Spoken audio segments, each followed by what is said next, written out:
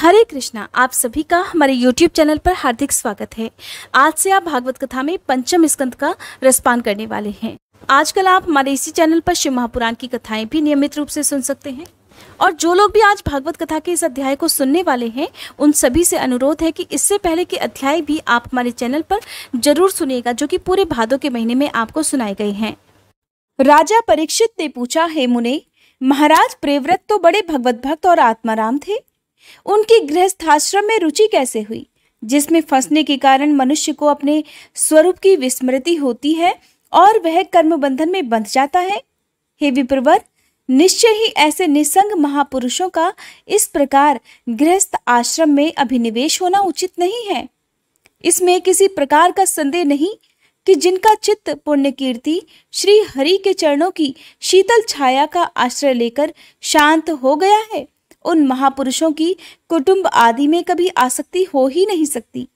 हे ब्राह्मण, मुझे इस बात का बड़ा संदेह है कि महाराज प्रियव्रत ने स्त्री, घर और पुत्र आदि में आसक्त रहकर भी किस प्रकार सिद्धि प्राप्त कर ली और क्यों कर उनकी भगवान श्री कृष्ण में अविचल भक्ति हुई।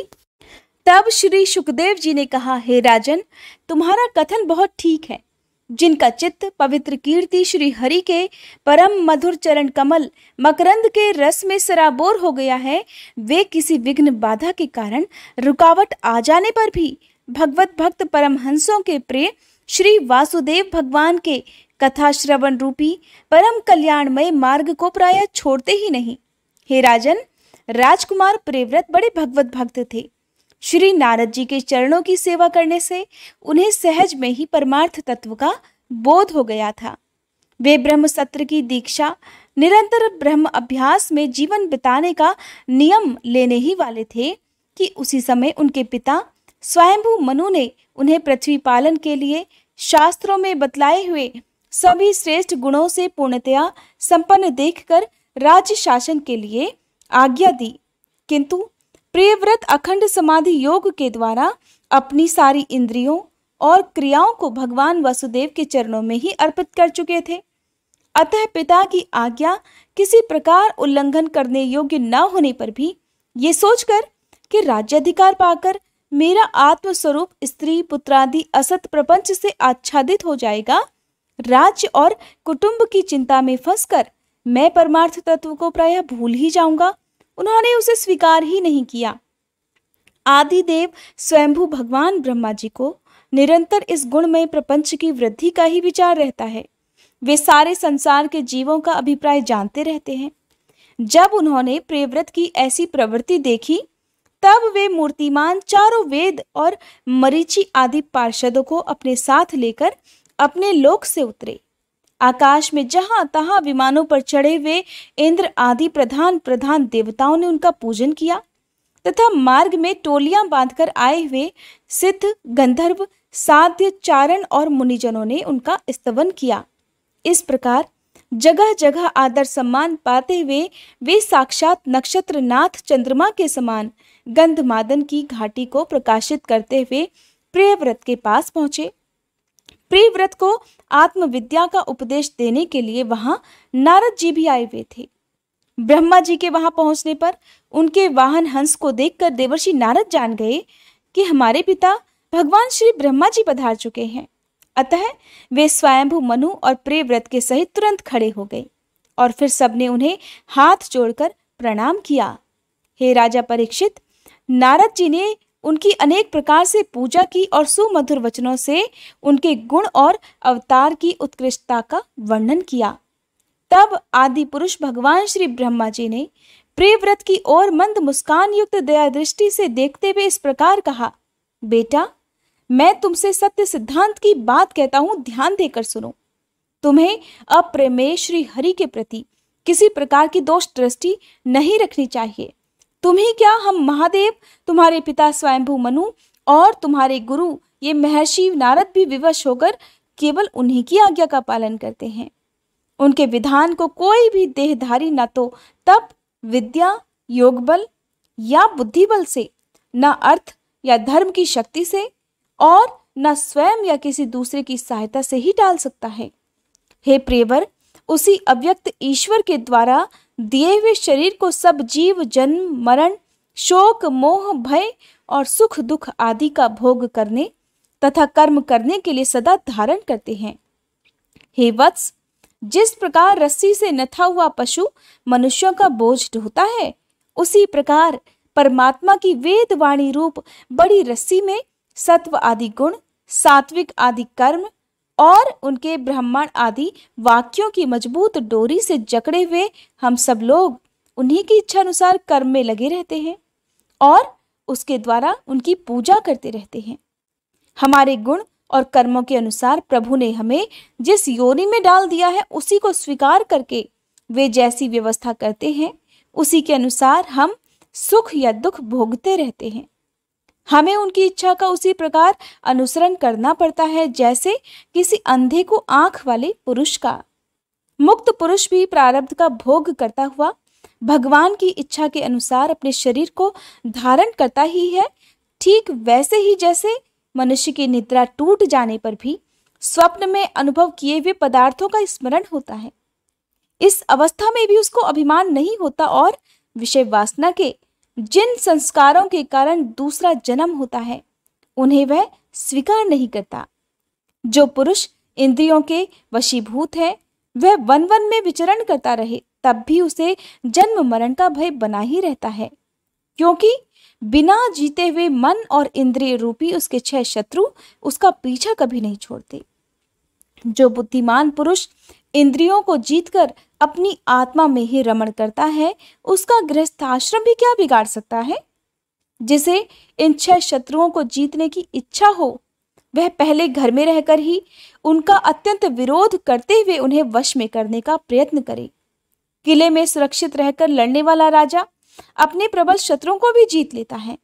फिर जब इन शत्रुओं का बल अत्यंत क्षीण हो जाए, तब विद्वान पुरुष इच्छानुसार विचर सकता है।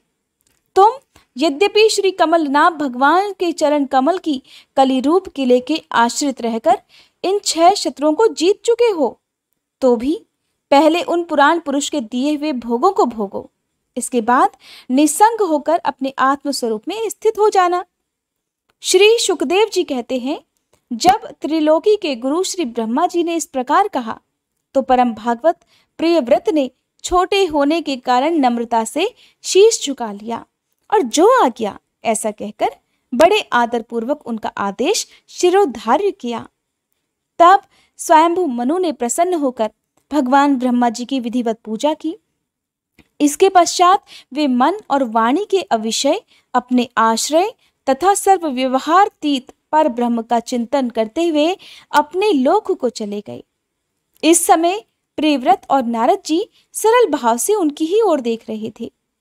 मनु जी ने इस प्रकार श्री ब्रह्मा जी की कृपा से अपना मनोरथ पूर्ण हो जाने पर देवर्षि नारद की आज्ञा से प्रियव्रत को संपूर्ण भूमंडल की रक्षा का भार सौंप दिया और स्वयं विषय रूपी विषैले जल से भरे हुए गृहस्थ आश्रम रूपी दुस्तर जलाशय की भोगेच्छा से निवृत्त हो गए। अब पृथ्वीपति महाराज प्रियव्रत भगवान की इच्छा से राज्य शासन के कार्य में नियुक्त हो गए। जो संपूर्ण जगत को बंधन से छुड़ाने में अत्यंत समर्थ है, उन आदि पुरुष श्री भगवान के चरण युगल का निरंतर ध्यान करते रहने से यद्यपि उनके राग आदि सभी मल नष्ट हो चुके थे और उनका हृदय भी अत्यंत शुद्ध हो चुका था, तथापि बड़ों का मान रखने के लिए वे पृथ्वी का शासन करने लगे। तदंतर उन्होंने प्रजापति विश्वकर्मा की पुत्री बहिष्मति से विवाह किया। उससे उनके 10 पुत्र हुए। वे सब उन्हीं के समान शीलवान, गुणी, कर्मनिष्ठ, रूपवान और पराक्रमी थे। उनसे छोटी ऊर्जस्वती नाम की एक कन्या भी हुई। पुत्रों के नाम आग्नीद, इद्मजिह, यज्ञबाहु, महावीर, हिरण्येता, घृतप्रस्थ, सवन, मेधातिथि, वीतिहोत्र और कवि थे। ये सब नाम अग्नि के भी हैं। इनमें कवि, महावीर और सवन ये 3 नैष्ठिक ब्रह्मचारी हुए। इन्होंने बाल्यावस्था से आत्मविद्या का अभ्यास करते हुए अंत में संन्यास आश्रम ही स्वीकार किया। इन निवृत्ति परायण महर्षियों ने संन्यास आश्रम में रहते हुए ही समस्त जीवों के अधिष्ठान और भव बंधन से डरे हुए लोगों का आश्रय देने वाले भगवान वासुदेव के परम सुंदर चरणार बिंदों का निरंतर चिंतन किया। उससे प्राप्त हुए अखंड और श्रेष्ठ भक्ति योग से उनका अंतःकरण सर्वथा शुद्ध हो गया और उसमें श्री भगवान का आविर्भाव हुआ। तब देह आदि उपाधि की निवृत्ति हो जाने से उनकी आत्मा की संपूर्ण जीवों के आत्मभूत प्रत्यज्ञ आत्मा में एकाकी भाव से स्थित हो गई। महाराज प्रियव्रत की दूसरी भार्या से उत्तम, तामस और रैवत ये 3 पुत्र उत्पन्न हुए जो अपने नाम वाले मनवंतरों के अधिपति हुए। इस प्रकार कवि आदि 3 पुत्रों के निवृत्ति परायण हो जाने पर राजा प्रियव्रत ने 11 अर्बुद वर्षों तक पृथ्वी पर शासन किया। जिस समय वे अपनी अखंड पुरुषार्थमयी और वीरशालिनी भुजाओं से धनुष की डोरी खींचकर टंकार करते थे, उस समय डर के मारे सभी धर्मद्रोही न जाने कहाँ छिप जाते थे।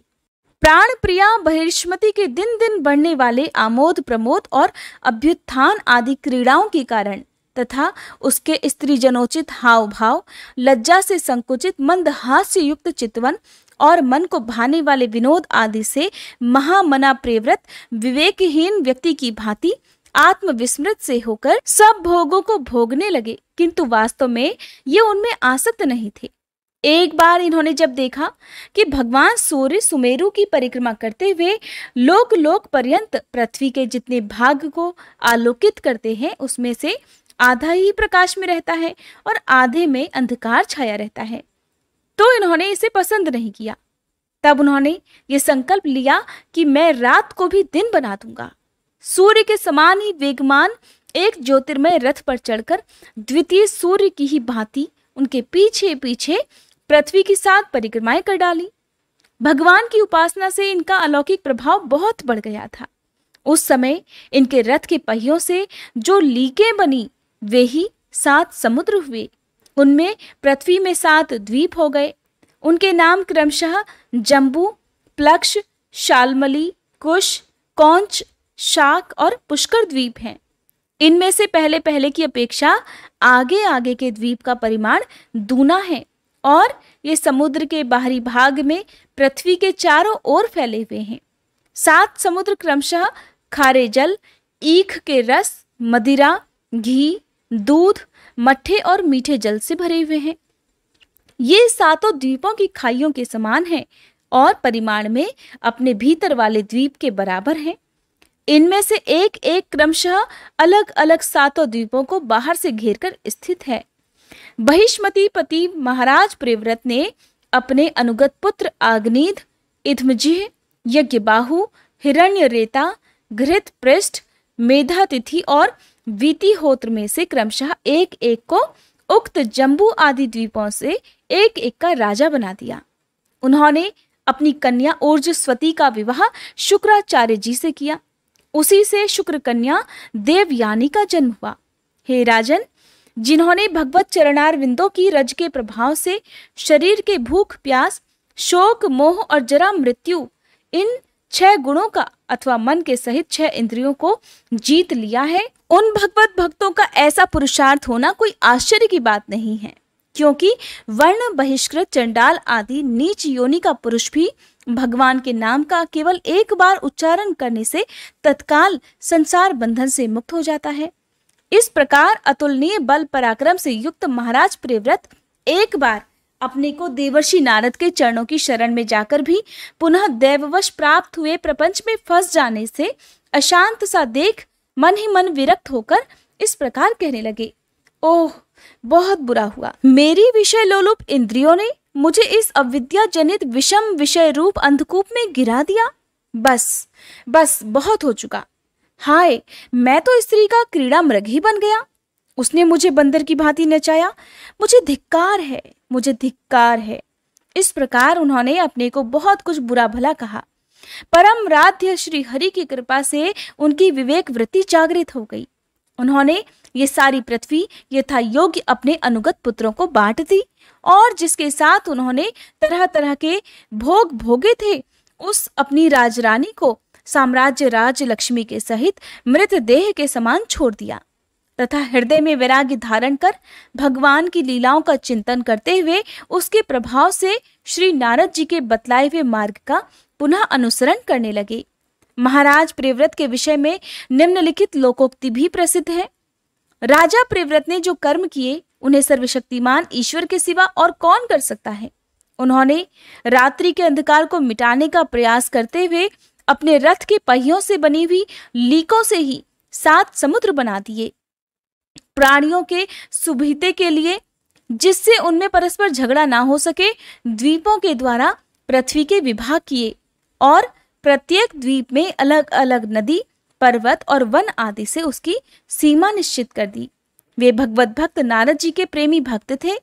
उन्होंने पाताल लोक के, देवलोक के, मर्त्य लोक के तथा कर्म और योग की शक्ति से प्राप्त हुए ऐश्वर्य को भी नरक तुल्य समझा था। श्री सुखदेव जी कहते हैं, पिता प्रियव्रत के इस प्रकार तपस्या में संलग्न हो जाने पर राजा अग्निध्र उनकी आज्ञा का अनुसरण करते हुए जम्बू द्वीप की प्रजा का धर्मानुसार पुत्रवत पालन करने लगे। एक बार पितृलोक की कामना से सत्पुत्र प्राप्ति के लिए पूजा की सब सामग्री जुटाकर सुर सुंदरियों के क्रीड़ा स्थल मंद्राचल की एक घाटी में वे गए और तपस्या में तत्पर होकर एकाग्र मन से प्रजापतियों के पति श्री ब्रह्मा जी की आराधना करने लगे। आदिदेव भगवान श्री ब्रह्मा जी ने उनकी अभिलाषा जान ली, अतः अपनी सभा की गायिका पूर्व चित्ती नाम की अप्सरा को उनके पास भेज दिया। अग्निध्र जी के आश्रम के पास एक अति रमणीय उपवन था। वह अप्सरा उसी में विचरण करने लगी। उस उपवन में तरह तरह के सघन तरुवरों की शाखाएं फैली हुई थी। उन पर बैठे हुए मयूर आदि कई प्रकार के स्थलचारी पक्षियों के जोड़े अपनी सुमधुर बोली बोल रहे थे। उनकी षड्जादी स्वरयुक्त ध्वनि सुनकर सचेत हुए जल कुक्कुट, कारंडव और कलहंस आदि जल पक्षी भांति भांति से गूंजने लगे थे, जिससे वहां के कमलवन से सुशोभित निर्मल सरोवर भी गूंजने लगते थे। पूर्व चित्ती की विलासपूर्ण सुललित गतिविधि और पाद विन्यास की शैली से पद पद पर उसके चरण नुपुरों की झनकार हो उठती थी। उसकी मनोहर ध्वनि सुनकर राजकुमार अग्निध्र ने समाधि योग के द्वारा मुदे हुए अपने कमल कली के समान सुंदर नेत्रों को कुछ कुछ खोलकर देखा तो पास ही उन्हें वह अप्सरा दिखाई दी, और वह अप्सरा भ्रमरी के समान एक एक फूल के पास जाकर उसे सूंघती थी तथा देवता और मनुष्यों के मन और नयनों को आह्लादित करने वाली अपनी विलासपूर्ण गति, क्रीड़ा, चापल्य, लज्जा और विनय युक्त चितवन, सुमधुर वाणी तथा मनोहर अंग अवयवों से पुरुषों के हृदय में कामदेव के प्रवेश के लिए एक द्वार सा बना देती थी। जब वह हंस हंसकर बोलने लगती तो ऐसा लगता मानो उसके मुख से अमृतमय मादक मधु झर रहा हो। उसके निश्वास की गंध से मदांध होकर भौरे उसके मुख कमल को घेर लेते। तब वह उनसे बचने के लिए जल्दी जल्दी पैर उठाकर चलती तो उसके कुछ कलश, वेणी और करधनी हिलने से बड़े ही सुहावने लगते। ये सब देखने से भगवान कामदेव को अग्निध्र के हृदय में प्रवेश करने का अवसर मिल गया और वे उनके अधीन होकर उसे प्रसन्न करने के लिए पागलों की भांति इस प्रकार कहने लगे कि हे मुनिवर्य, तुम कौन हो? इस पर्वत पर तुम क्या करना चाहते हो? तुम परम पुरुष श्री नारायण की कोई माया तो नहीं हो? और भौहों की तरह संकेत करके कहने लगी, हे सखे, तुमने ये बिना डोरी के 2 धनुष क्यों धारण कर रखे हैं? क्या इनसे तुम्हारा कोई अपना प्रयोजन है अथवा इस संसारण्य में मुझ जैसे मतवाले मृगों का शिकार करना चाहते हो? कटाक्षों को लक्ष्य करके कहने लगे, तुम्हारे ये 2 बाण तो बड़े सुंदर और पैने हैं। अहो, इनके कमल दल के पंख हैं, देखने में बड़े शांत हैं और हैं भी पंखहीन। यहाँ वन में विचरते हुए तुम इन्हें किस पर छोड़ना चाहते हो? यहाँ तुम्हारा कोई सामना करने वाला दिखाई नहीं देता। तुम्हारा ये पराक्रम हम जैसे जड़ बुद्धियों के लिए तो कल्याणकारी हो। चारों ओर घूमते हुए भौरों की ओर देखकर कहने लगी, हे भगवान, तुम्हारे चारों ओर जो ये शिष्यगण अध्ययन कर रहे हैं, ये तो निरंतर रहस्य युक्त सामगान करते हुए मानो भगवान की स्तुति कर रहे हैं। और ऋषिगण जैसे वेद की शाखाओं का अनुसरण करते हैं, उसी प्रकार ये सब तुम्हारी चोटी से झड़े हुए पुष्पों का सेवन कर रहे हैं। नुपुरों की ओर संकेत करते हुए कहने लगे, हे ब्राह्मण, तुम्हारे चरण रूप पिंजड़ों में जो तीतर बंद है उनका शब्द तो सुनाई देता है, परंतु रूप देखने में नहीं आता। करधनी सहित पीली साड़ी में अंग की कांति की उत्प्रेक्षा कर कहने लगे, तुम्हारे नितंबों पर ये कदम्ब कुसुमों की सी आभा कहां से आ गई? इनके ऊपर तो अंगारों का मंडल सा भी दिखाई देता है, किंतु तुम्हारा वल्कल वस्त्र कहाँ है? कुमकुम मंडित कूंचों की ओर लक्ष्य करके कहा, हे द्विजवर, तुम्हारे इन दोनों सुंदर सींगों में क्या भरा हुआ है? अवश्य ही इनमें बड़े अमूल्य रत्न भरे हुए हैं। इसी से तो तुम्हारा मध्य भाग इतना क्रश होने पर भी तुम इनका बोझ ढो रहे हो। यहाँ जाकर तो मेरी ओर दृष्टि भी मानो रुक गई हो। और सुभग, इन सींगों पर तो तुमने ये लाल लाल लेप सा क्या लगा रखा है? इसकी गंध से तो मेरा सारा आश्रम महक उठा है। हे मित्रवर, मुझे तो तुम अपना देश दिखा दो, जहाँ के निवासी अपने वक्ष स्थल पर ऐसे अद्भुत अवयव धारण करते हैं जिन्होंने हमारे जैसे प्राणियों के चित्तों को क्षुब्ध कर रखा है, तथा मुख में विचित्र हाव भाव, सरस भाषण और अधरामृत जैसी अनूठी वस्तुएं रखते हैं। हे प्रियवर, तुम्हारा भोजन क्या है जिसको खाने से तुम्हारे मुख से हवन सामग्री की सी सुगंध फैल रही है? मालूम होता है तुम कोई विष्णु भगवान की कला ही हो। इसीलिए तो तुम्हारे कानों में कभी पलक न मारने वाले मकर के आकार के 2 कुंडल भी हैं।